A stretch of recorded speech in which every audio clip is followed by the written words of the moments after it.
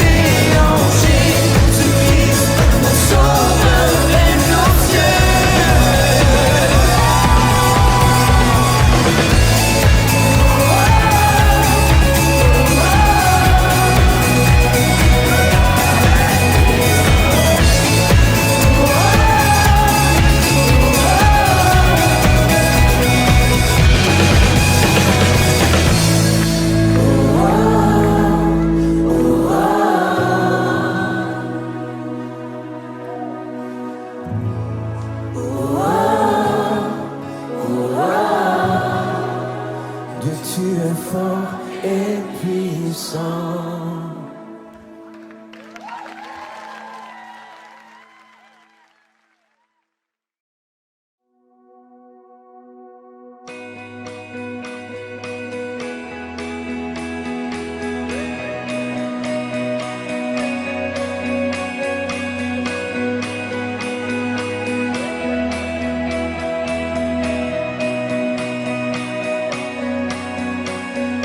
Tu transformes mal en vin, touche à les yeux de ta main, nul n'est comme toi, comme toi. Dans nos ténèbres tu brilles, tu nous redonnes la vie, nul n'est comme toi.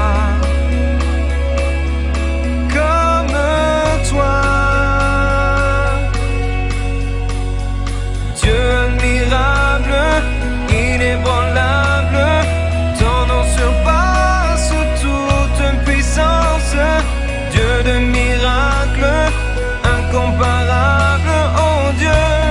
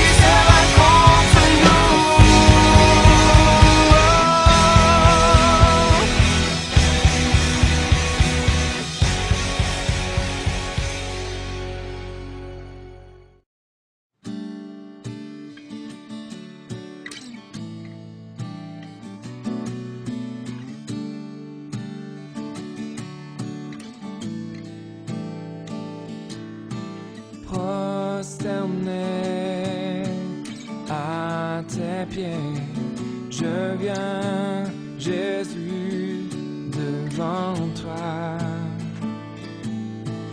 adorer, magnifier celui qui s'est sacrifié, qui donne ton Père pour la terre. Tu as laissé ta gloire et au calvaire tu t'es offert. Tu es le roi de gloire. Pour qui tu es, je lève ton saint nom. Pour qui tu es, je veux te donner la gloire. Pour qui tu es, je viens devant ton trône, prosterné pour t'adorer.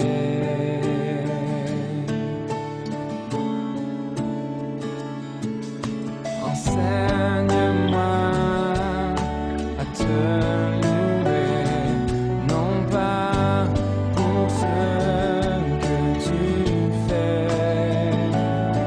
Oh, apprends-moi à t'aimer malgré mes difficultés.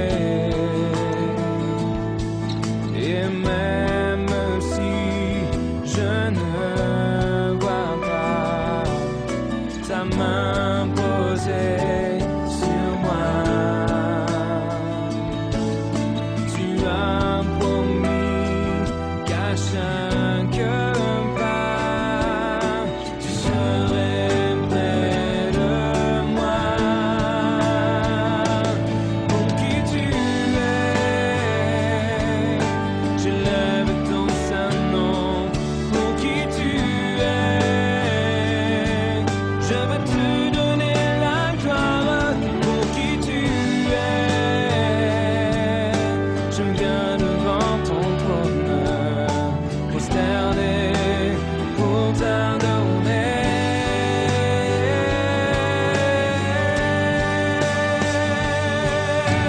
Toute ma vie, je te louerai, Seigneur, pour qui tu es.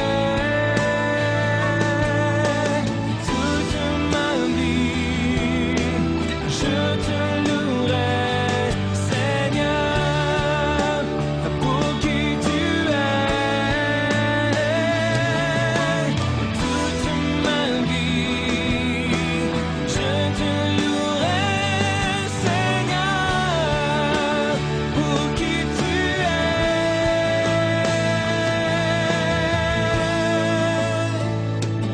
Pour qui tu es, je lève ton saint nom. Pour qui tu es, je veux te donner la gloire. Pour qui tu es, je viens devant ton trône, prosterné pour t'adorer.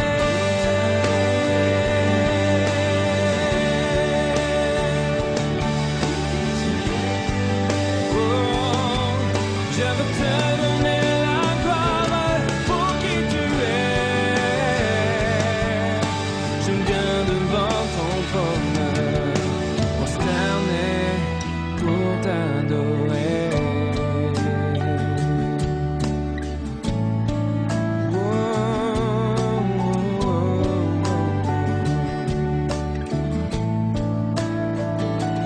Pour qui tu es, je te louerai, mon roi.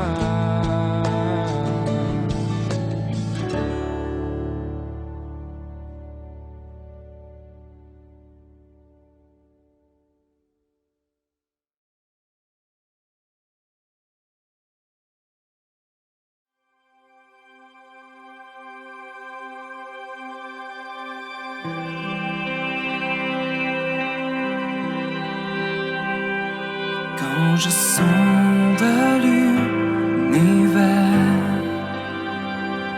les astres que tu as créés, les océans, les mers, tout me révèle ta majesté. Alors mon âme veut s'écrier de tout mon cœur. Je veux chanter, oh Dieu, tu es infiniment grand, éternel puissant, roi majestueux. Oh Dieu, tu es infiniment grand, éternel puissant, roi majestueux.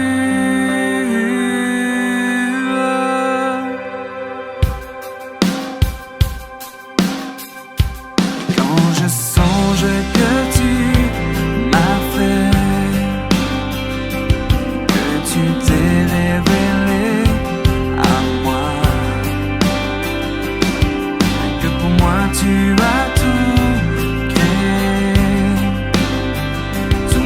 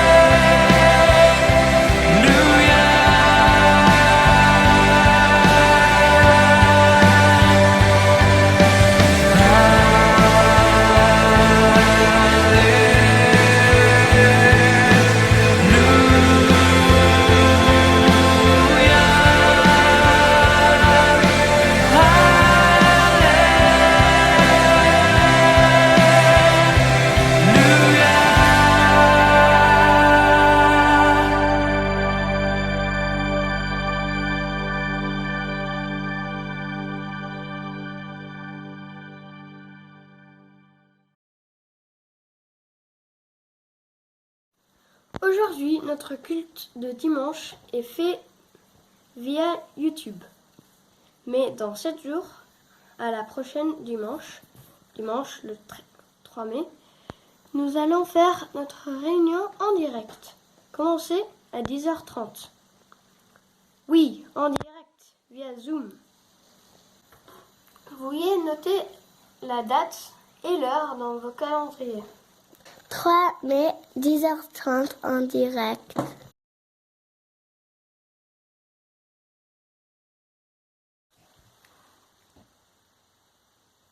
Commençons par prière.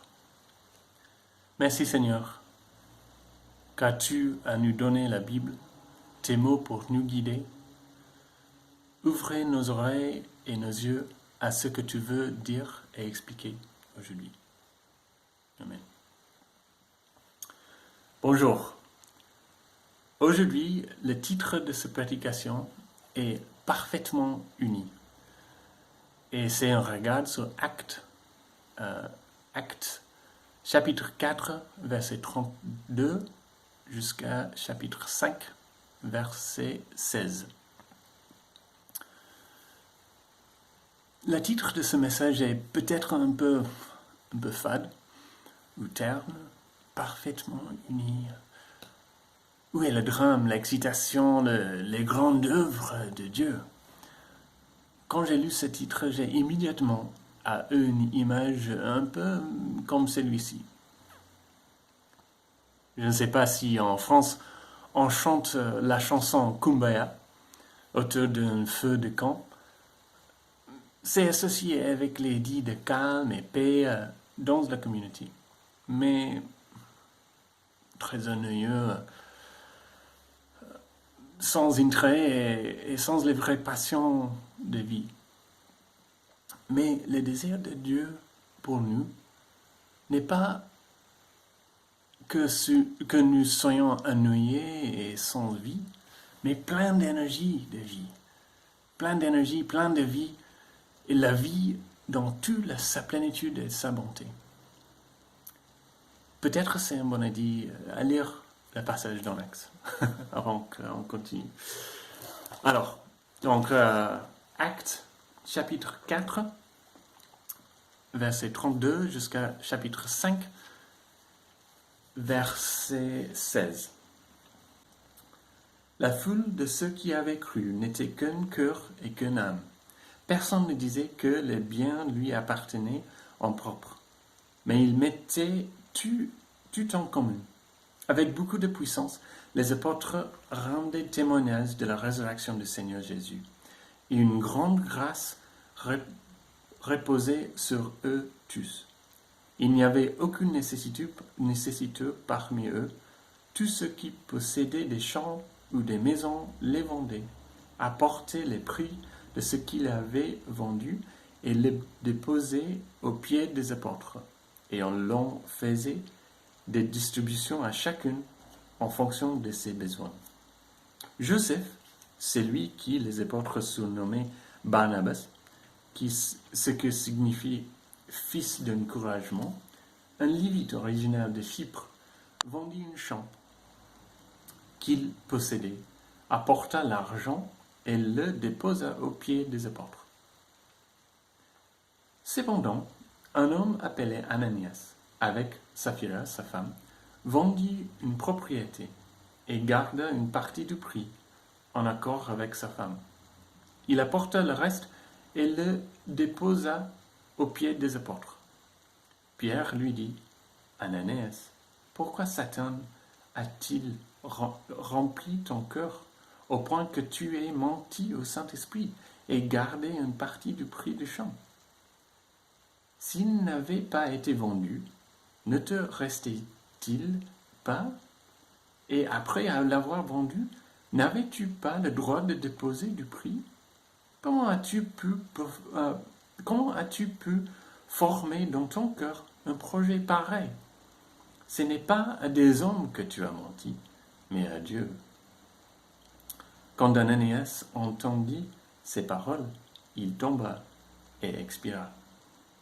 Une grande crainte s'empara de tous ceux qui l'appiraient. périr. Les jeunes gens se levèrent pour envelopper le corps, puis ils emportèrent pour l'enterrer. Environ 3 heures plus tard, sa femme entra sans savoir ce qui était arrivé. Pierre lui adressa la parole. Dis-moi, est-ce que bien à ce prix que vous avez vendu le champ? Oui, répondit-elle, c'est à ce prix-là. Alors Pierre lui dit, comment avez-vous pu vous mettre d'accord pour provoquer l'Esprit du Seigneur? Ceux qui ont enterré ton mari sont à la porte et ils vont t'emporter aussi, toi aussi. Elle tomba immédiatement aux pieds de l'apôtre et expira. Quand les jeunes gens rentrèrent, ils la trouvèrent morte et l'emportèrent pour enterrer à côté de son mari. Une grande crainte s'empara de toute l'Église et de tous ceux qui apprirent ces événements. Beaucoup de signes miraculeux et des prodiges se faisaient au milieu du peuple par l'intermédiaire des apôtres. Ils se tenaient tous comme un corps au portique de Salomon. Personne d'autre n'osait se joindre à eux, mais le peuple les tenait en grande estime. Le nombre de ceux qui croyaient au Seigneur, hommes et femmes, augmentait de plus en plus. On venait à sortir les malades dans les rues et à les placer sous les civières et des bancards, afin que, lorsque Pierre passerait, son ombre au moins couvre l'un d'eux. Une foule de gens accourait aussi des villes voisines vers Jérusalem. Il amenait des malades et des personnes tourmentées par des esprits impurs, et tous étaient guéris.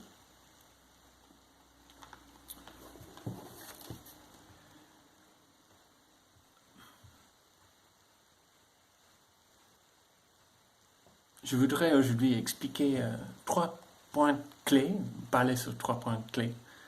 Le premier est la communauté idéale, unité idéale, parfaite. Qu'est-ce que ça veut dire parfaitement unis? Quel est l'idéal pour ça? Deuxième, c'est l'importance de l'honnêteté.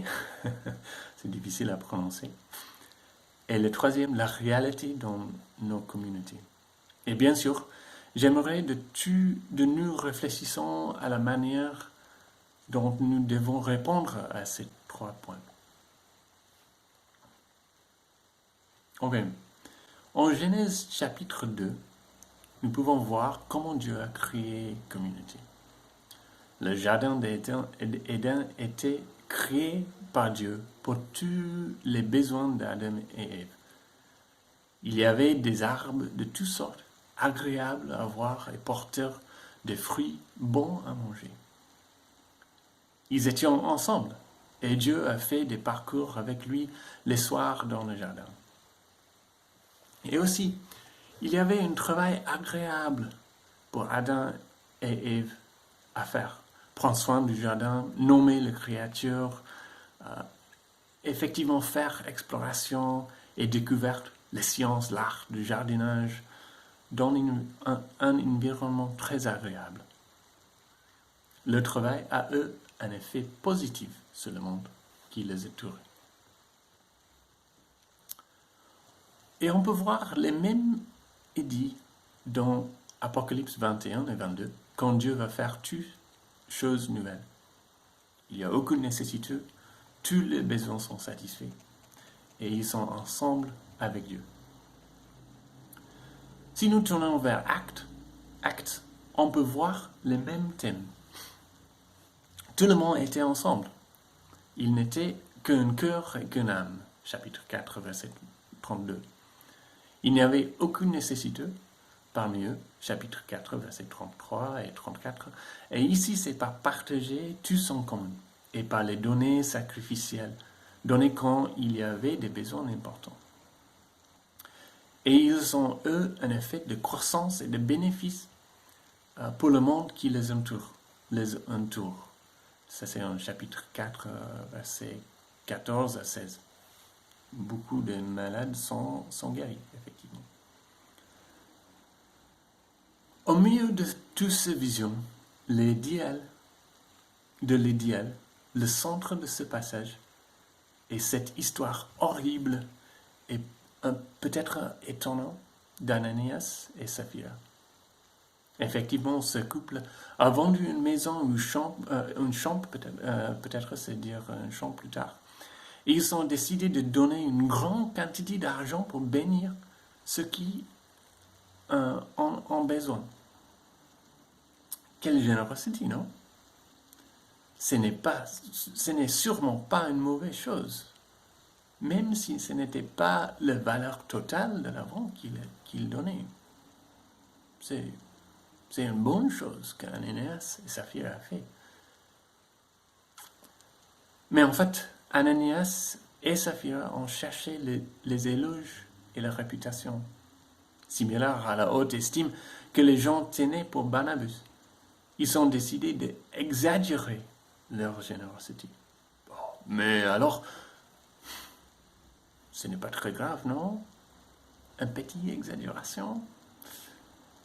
Enfin, les gens pauvres ont reçu un don généreux. C'est pas grave. On peut voir une histoire parallèle en Josué 7, où Achan, fils de Carmi de la tribu de Juda, prit des biens ainsi consacrés et la colère de l'Éternel s'enflamma contre les Israélites. Le résultat était qu'environ 36 hommes étaient tués en bataille, et Achan et sa famille, et ses bœufs, ses ânes, ses brebis, sa tente, et tout ce qui lui appartenait était brûlé au feu, avec le trésor qu'il a pris. Encore, cela semble être une réaction un peu exagérée, un peu forte de la part de Dieu, non? Mais Dieu comprend bien l'impact, l'effet d'un petit pli de la vérité, d'un peu de tromperie cachée, d'un petit mensonge. Souvenez-vous bien de la petite déformation de la vérité en Genèse 3. Dieu a-t-il vraiment dit « Vous ne mangerez aucune des fruits des arbres du jardin ?» Mais vous ne mourrez absolument pas.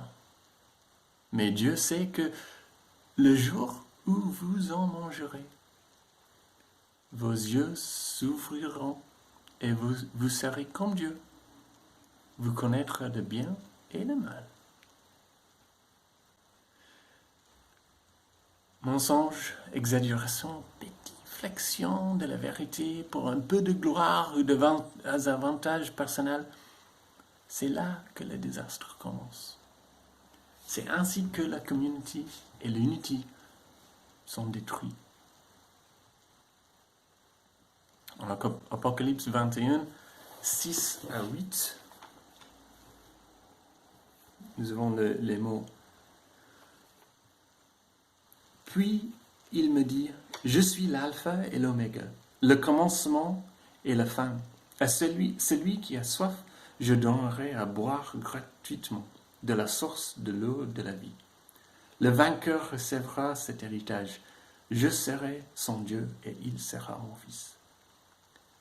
Quant aux lâches, aux incrédules, aux pécheurs, aux abominables, aux meurtrières, à ceux qui vivent dans l'immortalité sexuelle, aux sorcières, aux idolâtres, et à tous les menteurs, leur part sera dans les tangs ardents de feu et de soufre. C'est la seconde mort. Quand Dieu rétablit tout, les mensonges sont comptés dans la liste des choses terribles dont il faut se débarrasser.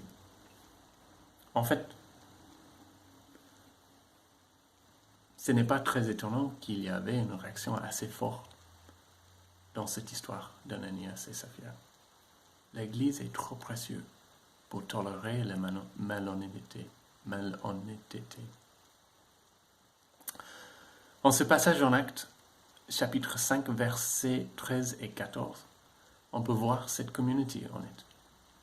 Personne d'autre n'osait se joindre à eux, mais le peuple les tenait en grande estime. Le nombre de ceux qui croyaient en Seigneur, hommes et femmes, augmentait de plus en plus. Il est difficile de rejoindre une communauté honnête, une vraie communauté, à moins que vous ne vous conformiez à la communauté. Peut-être qu'une image utile, si vous le permettez, est celle d'Adam et Ève dans le jardin d'Éden. Regardez-les. Ils sont très contents, totalement ouverts et honnêtes avec l'autre, et leur travail est intéressant et valable. Je voudrais les joindre. Mais ils sont nus. En fait, je ne peux pas prétendre faire partie de la communauté, mais je ne peux pas me joindre à eux pour être nu parce que j'ai honte. Alors pour nous, c'est qu'une image. La solution n'est pas d'enlever tous nos vêtements et de devenir une colonie naturiste, nudiste. Ce n'est pas ce que j'essaie de dire. Notre honte, nos faiblesses, notre peur de ce que les autres pensaient de nous, nous poussent à nous cacher, à nous faire sembler d'être que ce que nous ne sommes pas. Nous mentons et aggravons la situation. Laisser tomber et être honnête et ouverte, c'est comme enlever nos vêtements. Tout le monde verra. Mais la communauté en Acte 5, à ceux qui croyaient au Seigneur, augmentait de plus en plus. Comment? Cette communauté était attrayante. Et l'œuvre transformatrice du Saint-Esprit a permis aux gens de se rejoindre. Non parce qu'il était parfait, mais parce qu'ils savaient qu'il était accepté par Dieu, par Jésus, et tiraient leur sécurité de leur relation avec Dieu. Avec cette pensée, nous arrivons à la troisième point. La réalité que nous pouvons voir dans nos communautés. Tout le monde a besoin de communauté. Tout le monde a besoin d'être aimé pour pouvoir être aimé, avoir le pouvoir d'exprimer son amour, être accepté. En fait, nous avons probablement tous besoin de plus, aspire à plus de cela. Communauté plus proche, une meilleure communauté. C'est un défi d'être ouverte, de partager, de donner. Certaines personnes semblent être comme des éponges, des autres dépassées, épuisées. C'est merveilleux d'être félicité, mais chercher des éloges, ça ne fonctionne pas. Il n'y a tout simplement pas assez de temps, d'espace, d'argent. Cela peut ressembler à un cycle destructeur. Un cycle destructeur. C'est pire en pire. Je me souviens des moments quand j'étais une partie d'une communauté très bien unie. Et je me souviens ces moments avec joie. C'est une très belle chose. Peut-être ce n'est pas le cas pour vous, mais dans l'inverse, je me souviens quand ma communauté n'a certainement pas été l'harmonie et parfaitement unie. Mes actions ont souvent contribué à la désunion. Et j'aspire à la nouvelle création quand mes échecs seront réparés. Mais avant l'Apocalypse, comment construire une communauté comme vu dans Actes chapitre 4 et 5? Nous avons le même salut et le même Saint-Esprit. Donc nous pouvons prendre l'exemple. Cherchez l'idéal. Cherchons l'idéal. Rappelez-vous les marques d'une communauté idéale d'Actes et aussi Genèse. Tout le monde était ensemble. Il n'était qu'un cœur et qu'une âme. Il n'y avait aucune nécessité parmi eux. Et le troisième, et ils ont eu un effet de croissance et de bénéfice pour le monde qui les entourait. Il y avait deux façons de répondre aux besoins de chacun illustrés dans l'Église primitive, dans l'Église dans l'Acte. La première était d'esprit où on partage tout. Oui, c'est toujours ma maison, mais je partage ça librement avec la communauté. Oui, c'est toujours mon argent, mon temps, mes repas, mes compétences. Et je choisis d'utiliser ces avantages avec une attitude de partage. Avec cet état d'esprit, nous multiplions les avantages. Pour les autres dans la communauté, pour les autres autour de nous, et pour moi-même dans cette culture. Avec ces situations temporaires de Covid-19, nous sommes tous isolés à nos maisons, donc c'est difficile peut-être à partager nos maisons et jardins entre nous, mais nous pouvons utiliser le temps que nous avons pour le service des autres, les téléphones, WhatsApp, Zoom, et bien sûr passer du temps à prière pour ceux qui sont dans notre communauté. Qui sait, Dieu peut-être vous inciter par d'autres moyens à être une bénédiction. En fait, l'Église en acte a pris beaucoup de temps en prière, en louange, dans le partage du travail de Dieu, de l'apprentissage de Dieu. Ce type de comportement provoque un cycle positif. Alors, la deuxième façon de répondre aux besoins notés dans ce passage en acte est par les données sacrificielles, quand il y a un besoin spécifique et ponctuel. Avec les exemples donnés par Luc dans Actes à la fin du chapitre 4, où les gens ont vendu les propriétés et ils ont donné l'argent pour distribuer. Nous pouvons voir ces situations un peu comme quand nous avons les appels pour les offrandes spécifiques, les besoins spécifiques. Le meilleur exemple donné ici par Luc est l'exemple de Barnabas. Mais bien sûr, nous avons vu que c'était dit de données sacrificielles n'est pas une technique pour gagner des éloges. Ne tolérez pas et ne valorisez pas la malhonnêteté ou la fausse gloire. Louez le bon travail et le sacrifice authentique. C'est important, bien sûr. C'est très important. Et nous avons vu ça avec l'exemple de Barnabas. Mais confronter la posture, la malhonnêteté, c'est que je recommande dans une manière plus douce qu'avec Ananias et Saphira. Lire Matthieu 18, 15, 17, par exemple, pour un peu de conseils, comment on peut confronter cette attitude destructive.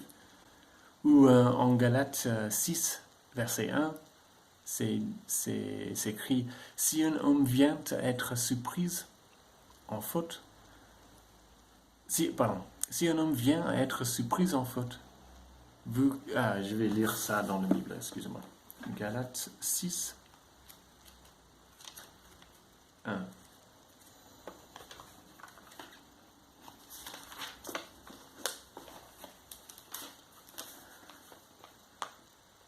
Alors, on peut voir dans Galates 6, 1, « Si un homme vient à être surpris en faute, vous qui êtes spirituels, redressez-le dans un esprit de douceur. Veille sur toi-même, de peur que toi aussi tu ne sois tenté.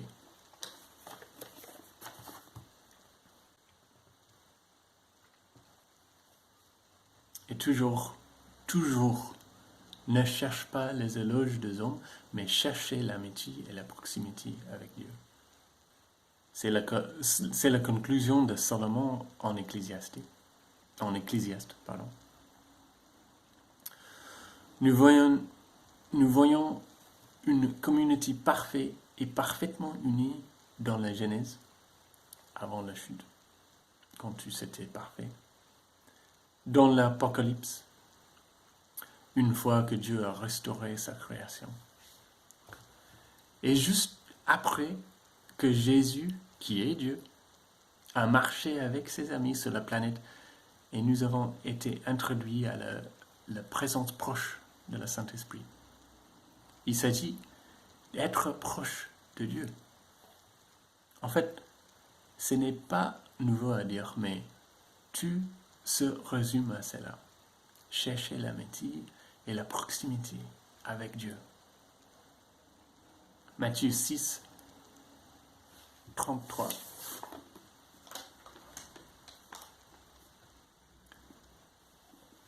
Matthieu 6, 33.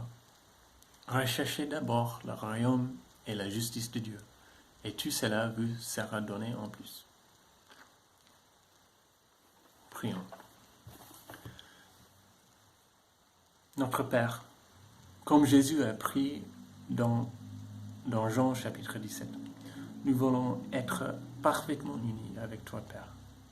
Soyez glorifié dans nos vies et que ta volonté soit faite dans notre communauté. Approche-toi de nous et aide-nous à apprendre comment de t'approcher. Amen. Soyez bénis.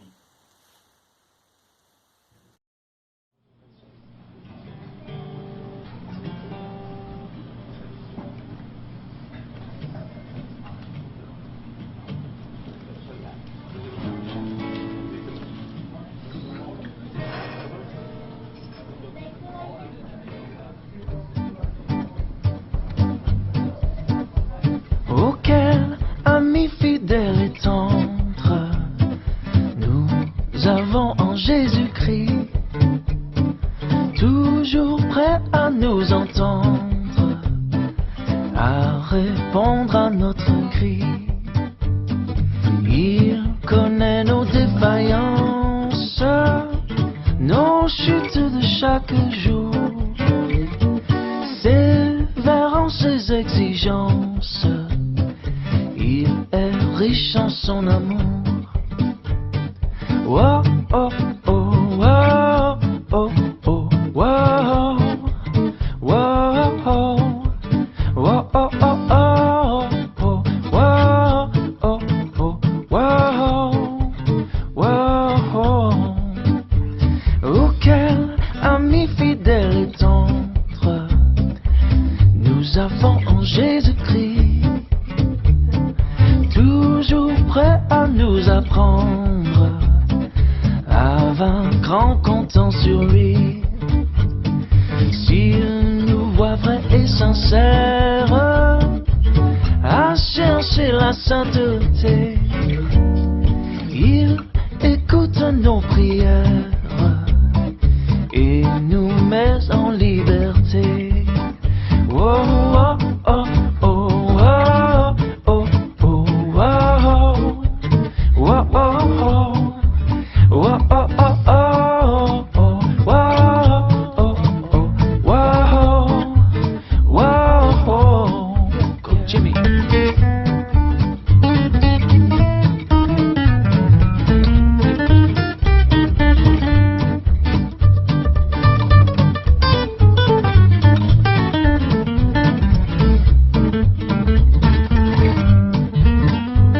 Auquel ami fidèle et tendre nous avons Jésus-Christ, bientôt il viendra nous prendre pour être au ciel avec lui.